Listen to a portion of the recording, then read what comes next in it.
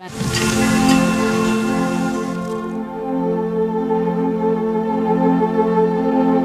heavyweight boxing championship of the world is one of the greatest prizes in sport, but only one champion has gone through his entire career in the division undefeated. There will always be debate as to whether Rocky Marciano was the best heavyweight to pull on the gloves. There is less debate as to whether his ferocious right hand, nicknamed the Susie Q, was singly the most destructive weapon in the history of the heavyweight division. One indisputable fact is that Marciano left an indelible print on the record books. Marciano lands one of his patented blockbusters. Lastarda goes soaring through the rope. This is the first time he's ever been knocked down in his career. Rocky Marciano was born Rocco Francis Marchigiano on the 1st of September 1923 in the mainly Italian working-class section of Brockton, Massachusetts. Rocky, the son of a shoemaker, vowed never to follow his father into the sweatshops after seeing him toil year after year to eke out a living during the Great Depression. Like many young men before and after him, Marciano saw sport as his route out of poverty. He tried his hands at football and then baseball, but a suspect shoulder meant that a professional career didn't materialize. On being drafted into the army in 1943, Marciano took up boxing seriously for the first time, and it's here that a somewhat clumsy, naive fighter found the keys to his escape from his impoverished world. Before he could unlock the door to fame and fortune, he had to overcome nature's limitations. One critic described Marciano as too short at 5'10" and too light at less than 190 pounds to seriously challenge mediocre heavyweights, let alone to be a contender for the world title. Additionally, Marciano had an arm reach of only 68 inches, the shortest ever for a known heavyweight. But what Marciano lacked in physical endowment, he made up for in grim determination. He had an insatiable appetite for hard physical gym workouts, an ability to absorb punishment, a chin like graphite, and a resounding will to win.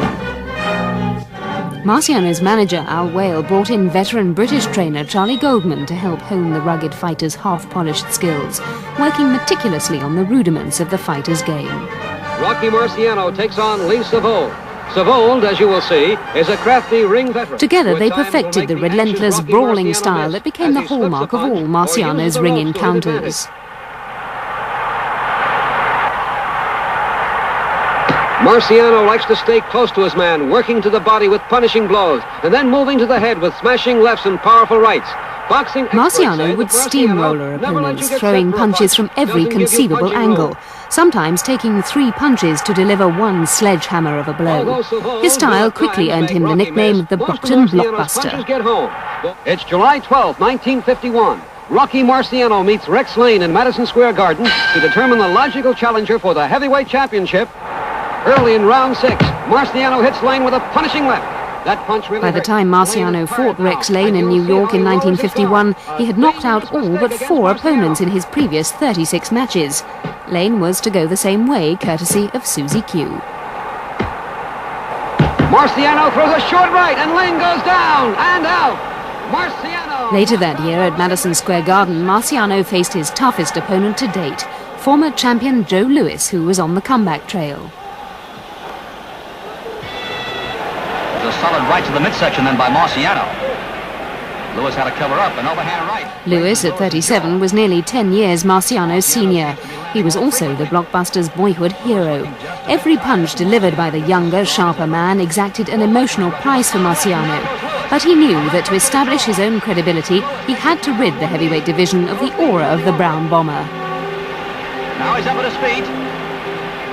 Predictably, the end came in the 8th, when Lewis, a shadow of his former self, succumbed to a now familiar blockbuster onslaught. Right here and now.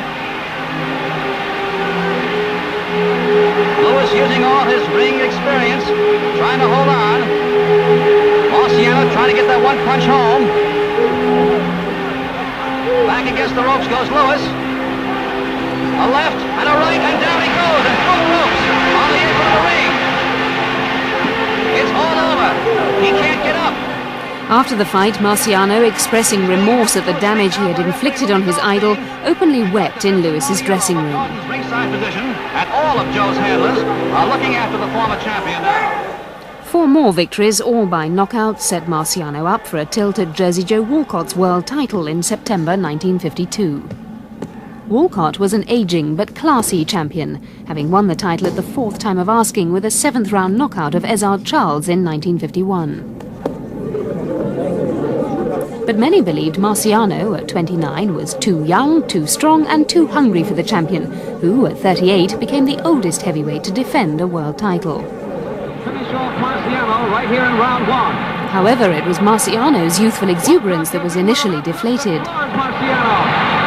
In slow motion, we can see how the champion timed that punch to perfection, shooting it right in with 200 pounds of weight behind it. In rounds 10 through 12, Walcott had a decided... With 2 rounds to go, Walcott was streets ahead on the scorecards. Marciano needed a miracle. It came 30 seconds into the round. The short bolt of a right, travelling only 12 inches, almost detached the champion's head from his neck. Riding on that one devastating right to the jaw. The journey from the rough Brockton streets was now complete. Marciano was heavyweight champion of the world, the first man to achieve the feat with a perfect record since fellow Massachusetts native John L. Sullivan 70 years before him. Well, last night I fought a real true champion in Jersey Joe Walcott. He proved to me what a champion is made out of. I hit him with plenty of good punches, and he took them very good, rolled with most of them. He's a very smart fighter, a durable fighter, and a very great champion. I only hope that I could be as good as him. The fame and fortune Marciano craved as a youngster were now within his mighty fists. He mixed with presidents and legendary sports figures of the era like baseball star Joe DiMaggio. His riches made him a target for the mobsters and mafia who befriended him. Not that Marciano did much to deter them. For the benefit of sufferers from muscular dystrophy, world heavyweight boxing champion Rocky Marciano enters the ring in Hollywood and puts his title on the line. Who the challenger is has been kept a secret, but he's said to be a killer. Showing the compassionate side of his nature, he spent a lot of time raising money for charity, here with actors Dean Martin and Jerry Lewis. This is for fun. Marciano only defended his title 6 times in 3.5 years, defeating Walcott a 2nd time in 1953 before 2 epic battles with former champion Ezard Charles. In the last encounter, Marciano again turned imminent defeat into a stunning triumph. Marciano's eye and nose are badly cut, but his mean, hard punches are definitely weakening the challenger. Down he goes! 3 months ago, Marciano was given a unanimous decision after 15 grueling rounds. Badly cut and knowing that the fight would go 1 more round, Marciano came out for the 8th, swinging Marciano furiously. landing jolting punches. A final devastating combination, and Charles drops to the canvas 1 more time. The referee picks up the count. On September the 21st, 1955, Marciano fought the durable light heavyweight champion Archie Moore. It was a typically bruising encounter.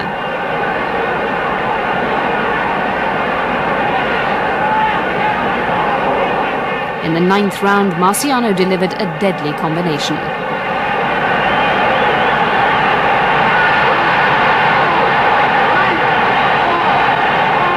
It was to be his last. Marciano announced his retirement soon after the Moore fight. Gentlemen, I would like to announce my retirement from boxing at this time. Why? I promised my wife that I would retire before the month of May arrived. We were on a vacation in South America when I made that promise. Though he blamed family pressures for what many critics believe was a premature retirement, people close to him argued that his burgeoning loan business and his reluctance to pay his manager Al Whale 50% of his entire earnings were the major factors in his early departure. Whatever the reason, the world was robbed of one of its greatest athletes in his prime. Marciano died in an air crash on August the 31st, 1969, a day before his 46th birthday. His 100% unbeaten record of 49 fights, 49 wins with 43 knockouts still stands today.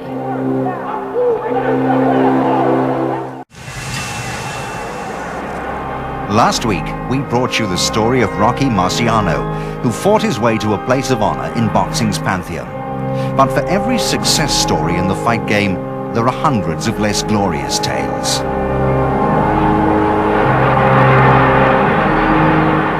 The life of Primo Carnera, the heavyweight division's biggest ever champion, aptly falls into the latter category.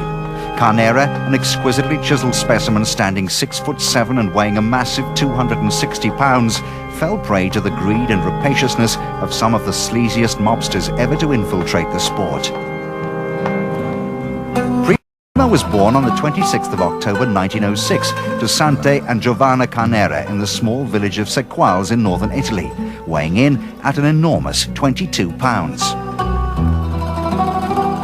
It was not to be the last time that Carnera's size made him the center of attention. In his early life, Carnera became a figure of ridicule. He was pushed, prodded, and placed on view like an exhibit. At 12 and almost 6 foot, he tried to escape the poverty of his childhood by traveling alone to France. For the next 5 years, he'd try his hand at anything to scratch a living. By 17, Carnera was standing 6'5", and in a period when a man over 6 foot tall was viewed as unusual, Carnera was regarded as a freak of nature. Carnera met Léon Say in Paris, the first of many unscrupulous men eager to take advantage of his size and candid nature. Say introduced Carnera to the circus, where he was billed as the freak and the strongest man in the world, performing comical acts for a living. The carnival sideshow image was to follow him for the rest of his life. Billing Carnera as the world's strongest man meant that it wasn't long before Say had ring aspirations for his gullible protege, despite the fact that Carnera had never had a boxing lesson and, as was later shown, had little natural aptitude for the sport. What do you say? What do you got? By the time Carnera reached America to promote the charade of him being a serious contender for the world title, Say, unknown to Carnera, had carved him up like a piece of meat and sold shares in him to some of the worst hoodlums in the USA, men like Broadway Bill Duffy. You never thought when you were a carpenter that you'd ever ride on a boat like this, did you? What do you mean? It's painted like it was Sunday, anyway. The scene was now set for one of the biggest frauds ever perpetrated in the history of professional sport. When Carnera fought George Godfrey on the 23rd of June 1930, he'd already won 33 of his 35 fights, the vast majority within 2 rounds. In rounds 2 through 4, Carnera scored with his long jab. Here in round 5, a short left hook lands low, and Carnera crumbled. The referee checking with the judges at ringside. Carnera is given the fight because of the foul. A sudden ending to this heavyweight contest. When eventually forced out by the American gangsters, Say wrote that of Carnera's first 49 professional fights, 31 were fixed to increase his ratings and marketability. The unknowing public who flocked to his fights were duped and were greatly increasing the bank accounts of the mobsters who bullied, coerced and blackmailed opponents into throwing fights. The naive Carnera, oblivious to the fact that some of the fights were rigged, believed in his phony aura of invincibility. As far as he was concerned, his billing as the mighty killer was based on fact.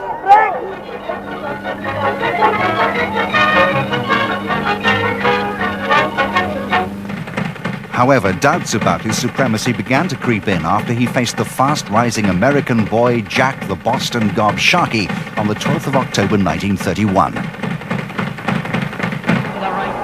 Sharkey set about the gangling giant and eventually won the fight on points. Left hook alongside of Carnera's chin.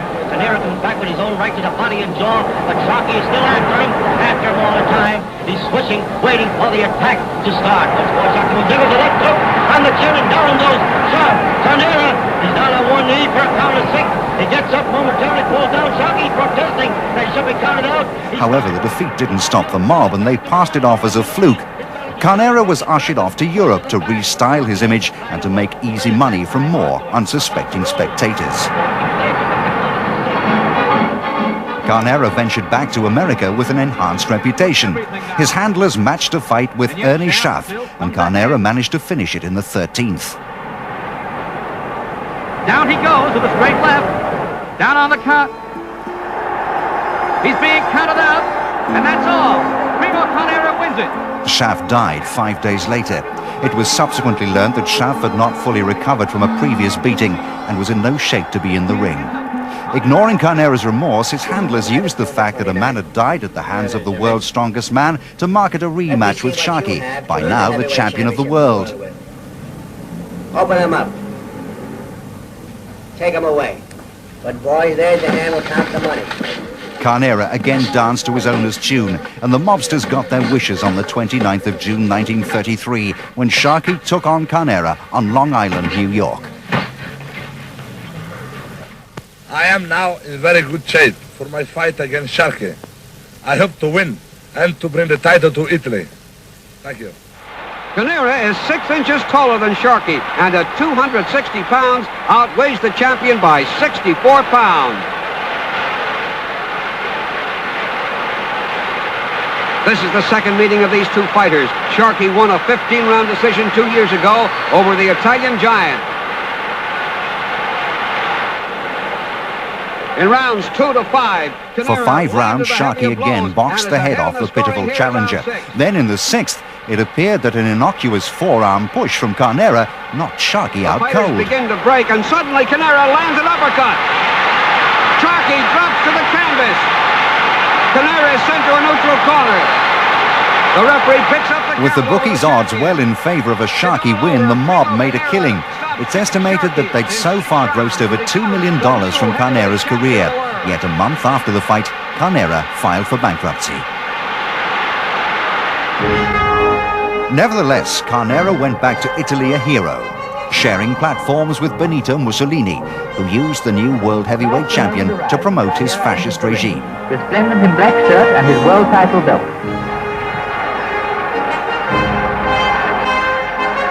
Primo finishes his morning run along the shores of Lake Owasco with a burst of speed. Ironically, by the time he returned to America, the Roosevelt administration's clampdown on gangster activity had either placed his handlers behind bars or forced them on the run from the authorities. Champion Primo Carnera defends his heavyweight crown against challenger Max Baer. A right by Baer sends Carnera to the canvas early in round 1. When the ambling Alp defended his title against Max Baer on the 14th of June 1934, bribes weren't going to protect him this time. Again, Baer punches him down. Carnera flounders. Primo Carnera on the right appears well recovered from the beating he took. Baer gave Carnera an unmerciful and savage beating, but the Man Mountain showed tremendous courage in getting up each time and fighting on. Baer humiliated Carnera by taunting him with calls of sissy. Counting the wrestling tumbles, Carnera hit the canvas a total of 13 times by the end of the fight. See how Baer throws that right to the jaw. That's his biggest bomb. Come on and fight, says Maxie with a smile. And for 8 more rounds, taunts the champion. Baer lands an overhand right, a glancing blow, but it sends Carnera sprawling to the canvas for the second time in the round. As Baer rushes in, Carnera turns to the referee. He's had enough. Max Baer becomes the new world's champion. Well, Primo, I'm really sorry to hear of your misfortune in the ring the other night.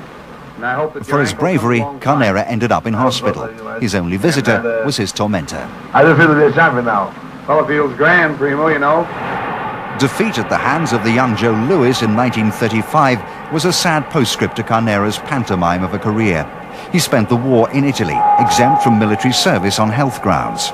The final curtain came down in 1946 after 3 consecutive losses. By this time, the mob had totally released their grip, and Carnera returned to Sequals, a hurt and broken man. He'd married a woman who lived in a nearby town in 1939 and had 2 children. The relative tranquility of fatherhood suited Carnera better than the skullduggery of the ring. However, the lure of center stage proved irresistible, and Carnera at 40 bowed to pressure to return stateside, only this time as a wrestler. Wheeled by rocket to confuse the enemy. Carnera at last appeared to have found his vocation. He used his size and strength to his advantage in the grappling game. Within a year, the man who was a total misfit in boxing gloves became a legitimate star of the wrestling ring. Primo won't use his feet because he's got powerful elbows. His matches grossed over $1 million. More importantly, his dignity was partially restored. Carnera died on the 29th of June 1967, aged 60. Sadly, he will be remembered as a gargantuan figure whose naivety was exploited by men who brought the world of boxing into disrepute.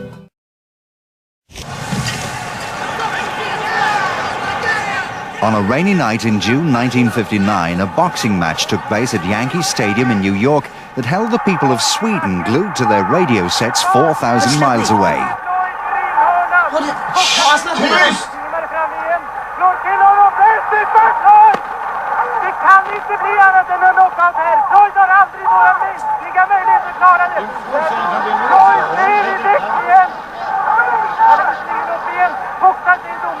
That memorable night was to feature in a Swedish movie, My Life as a Dog, made 26 years later.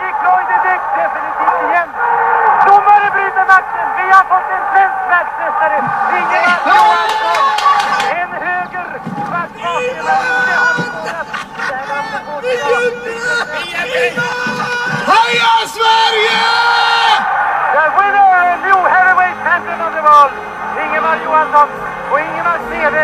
Sweden's Ingemar Johansson became the first world heavyweight boxing champion from Europe since Primo Carnera a quarter of a century before. Coming from a country where you could count the number of professional fighters on the fingers of two hands, Johansson's improbable victory brought as much joy to Sweden as their soccer side's equally unlikely appearance in the World Cup final the previous summer.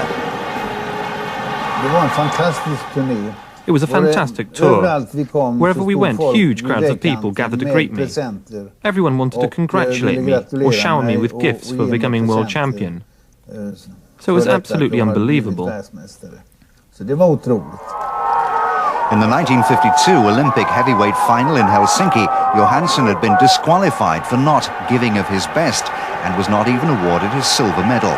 But Johansson made it to the pro ranks, and 4 years later he travelled to Bologna, hoping to wrest the European heavyweight title from Italy's Francesco Cavicchi.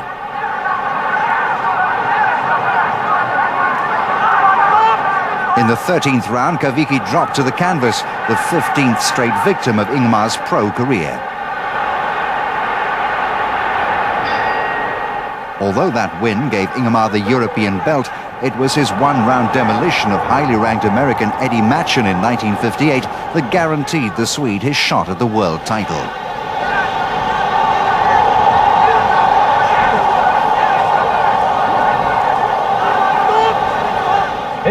From his training camp in the Catskill Mountain Resort, the same place where Marciano always went to train, Johansson prepared for his June 1959 showdown against incumbent champ Floyd Patterson. He refuses to use his right hand in sparring sessions. Heavy rain in New York on June the 25th forced the postponement of the fight. When the boxers entered the ring on the famous turf of Yankee Stadium the following evening, a crowd of only 18,000 were on hand. Over the first two rounds, not a lot happened to warm their hearts. In the third, the fight suddenly exploded into life. With all the power of an icebreaker, Johansson unleashed his feared right, the so-called hammer of Thor. Clearly dazed, Patterson was subjected to a ruthless barrage of punches from Johansson.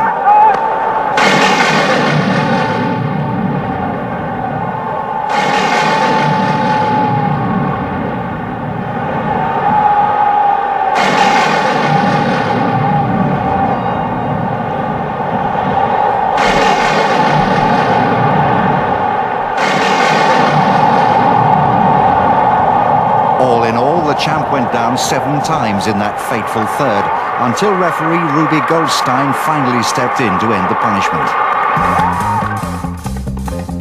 With his good looks and easy charm, the new champ readily forsook the rigors of the ring, preferring instead to indulge in a merry-go-round of modelling and movie-making. And when Johansson and Patterson met again the following summer, it was the first time either of them had fought in anger since their last encounter. Floyd charges Johansson, throwing a left and a right as Ingemar sidesteps. But Floyd throws another left-right combination, which lands.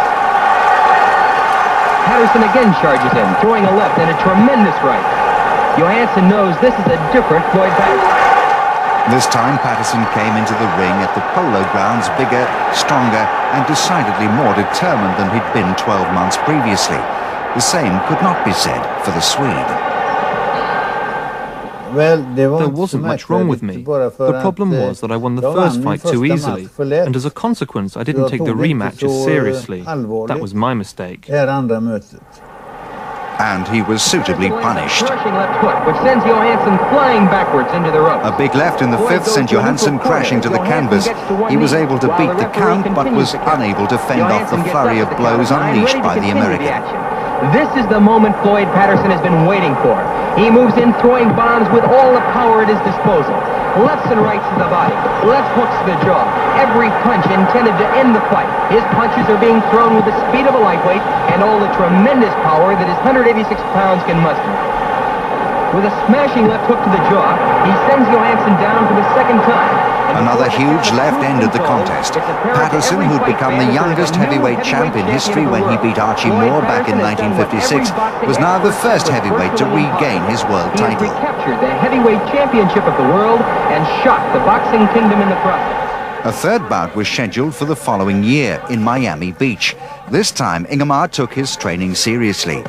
As had now become the custom, the two boxers had saved their energy for each other, neither having been active since their last bout. But unlike the first two meetings, both men started throwing big punches the moment the bell went.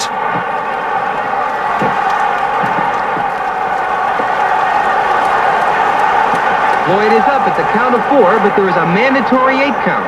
Although rocked by Johansson in the first, Patterson was able to regain his senses thanks to the new mandatory 8 count. But the hammer of 4 breached the Americans' defenses again. The right hand which did most of the damage. Patterson fought back. Ringside spectators were at once appalled and enthralled as the two warriors tore into each other. Although both men were, and to this day remain, close friends, in this contest no quarter was asked and certainly none was given. Watch as in a tussle in close, Patterson slips and goes to the canvas. But it's no knockdown, and the referee rubs his gloves and sends him back to the fray.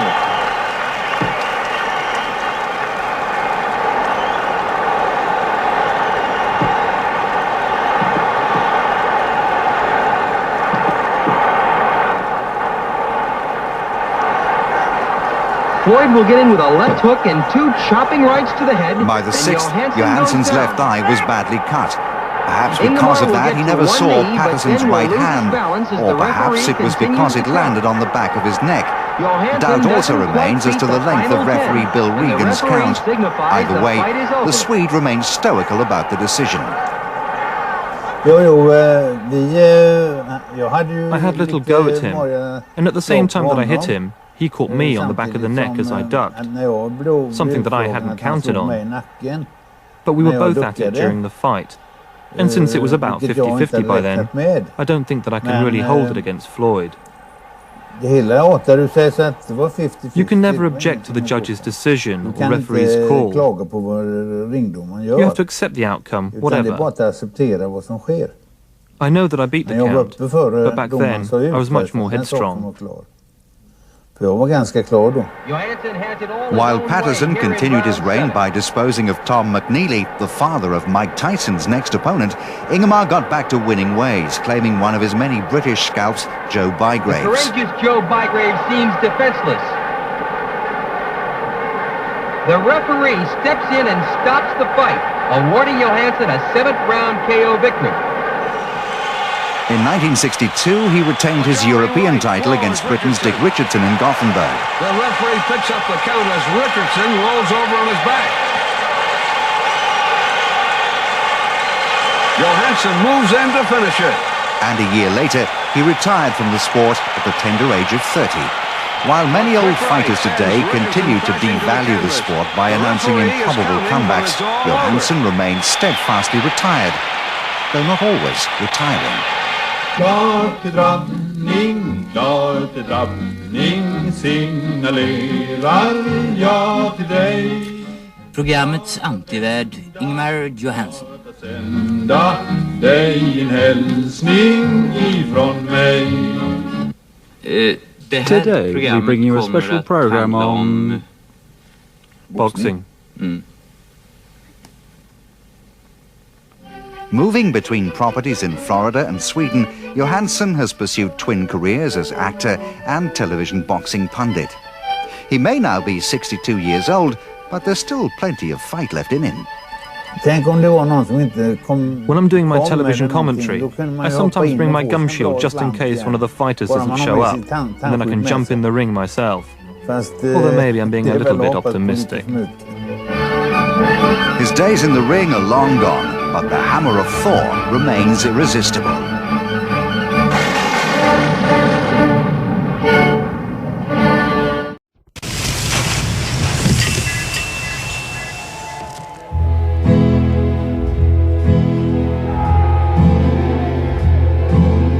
Carlos Monzón was undoubtedly one of the best pound-for-pound boxers of all time. He was middleweight champion of the world for 7 years, a classical fighter with the classical good looks of a matinee idol.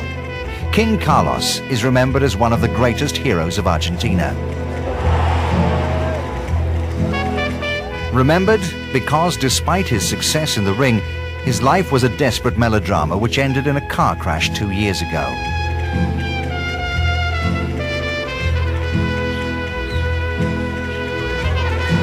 To gain an insight into the life of this extraordinarily gifted boxer, Transworld Sport recently traveled to the self-styled Temple of Friendship, the Quincho de Chiquito, in Monzón's hometown of Santa Fe.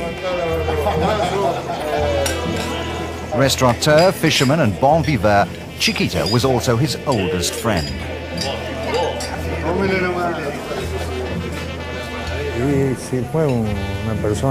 You couldn't find many people like him.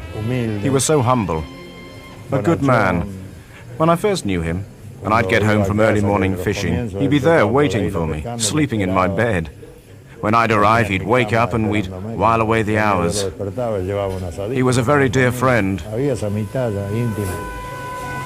There's no danger of Chiquito and his friends going hungry now, but that's very different from the times 35 years ago when Monzón was one of 13 Indian brothers struggling to scrape an existence.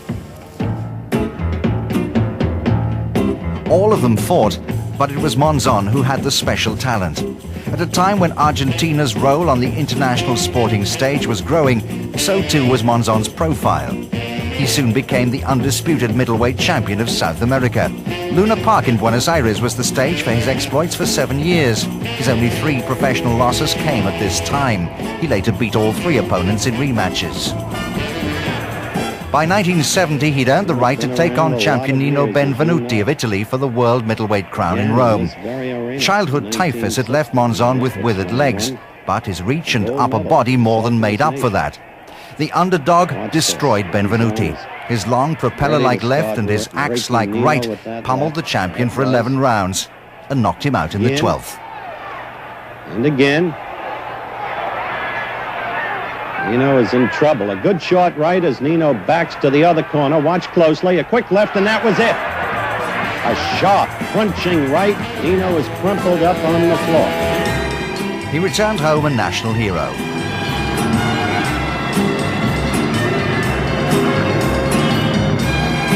In addition, his good looks and mixed-race background made him the ideal propaganda material for Argentina's military dictatorship. But Monzón faced a problem. Opponents weren't too keen to face him on his old stomping ground at Luna Park, and the fatter purses were to be earned elsewhere. And so Monzón embarked on a world tour. Under the watchful guidance of coach Amilcar Brusa, Monzón's thorough preparation helped him stop a succession of opponents in Monte Carlo, Paris, Copenhagen, and Rome. Success brought the high life, celebrity, bright lights, and lots of girls. Beatrice, his 15-year-old childhood bride, became incensed at his philandering ways. One day, she shot him in the arm. A bullet remained lodged there for the rest of his life. Remarkably, within 4 months, he returned to the ring to defeat Emil Griffith for the 2nd time, his 7th defense of the title. Then, just over a year after the shooting, he took on José Nápoles. A circus tent was erected in Paris by fight promoter, French film star Alain Delon, who was also Monzón's personal friend. Nápoles was the world welterweight champion and had gone up a weight to fight Monzón. But this was no mismatch. Nápoles was a fast and powerful puncher whose silky skills had earned him the nickname Mantequilla, smooth as butter. And he's tagging Nápoles. He's got Nápoles in a lot of trouble. where he wants to. He's hardly missing with a punch. And Napoli's bravely trying to battle it out with him there.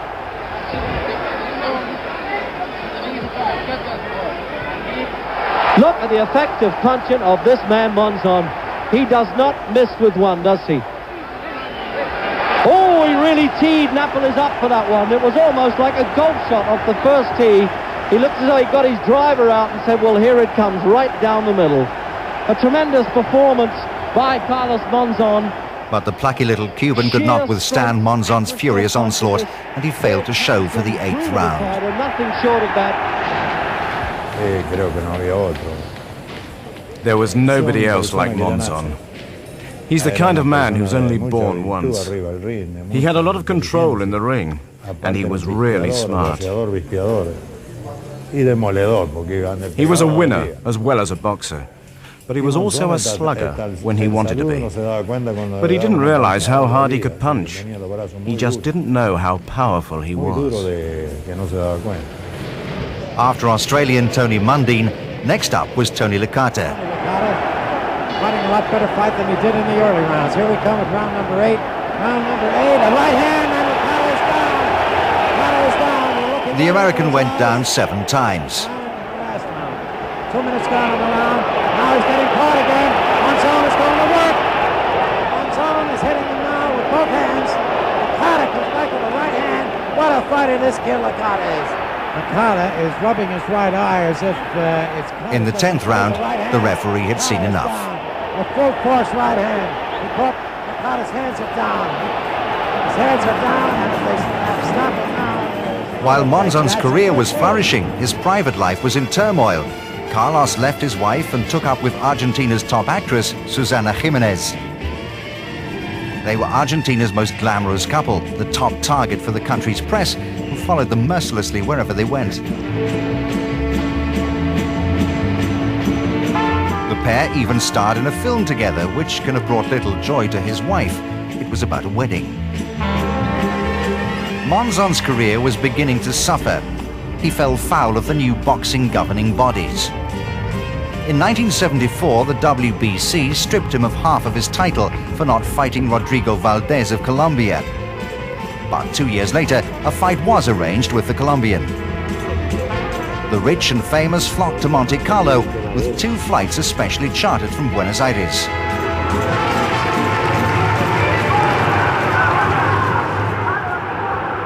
For the first time, Monzón, now 33, seemed to struggle. He mistakenly tried to out-hit the more athletic Valdez. The bout became a war of attrition.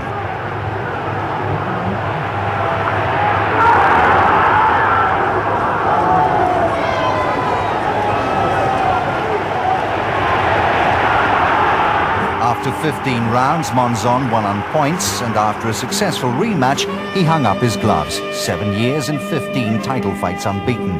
Monzón's career was such that he was able to retire to a life of quiet luxury. That was until 1989. We arrived at 4 in the morning, just as we do every day. And the first thing that my colleague said to me was, "Look, Carlos has killed his wife." And I just thought he must have had an accident with a car or something.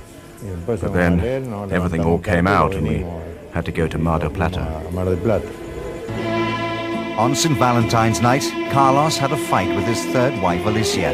He pushed her. She fell off the balcony to her death. Monzón's guilt was hard to establish.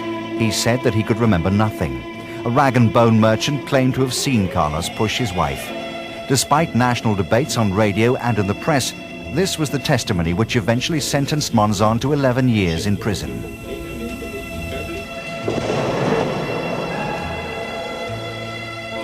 After a short spell in a Buenos Aires jail, Monzón was transferred to the Santa Fe Penitentiary, where he continued to fight against his conviction. I've been locked up now for more than 70 days. But I'm keeping positive, thinking of the future. And the lawyers are still fighting my cause. His past glories and good behavior did earn him special treatment. Chiquita was able to bring him fresh fish daily, and he was even allowed the occasional weekend of liberty. That was to prove to be his final downfall. I think Carlos should have had a constant companion, because to have been allowed to drive by himself when he was so out of practice was bound to be fatal. A car crash ended Carlos Monzon's life at the age of 52. His funeral brought thousands to the state capital.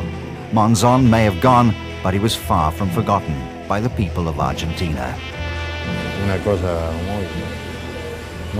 It was a tragic thing for the people of Argentina and for all those that knew him. It was just such a shame. He was so young.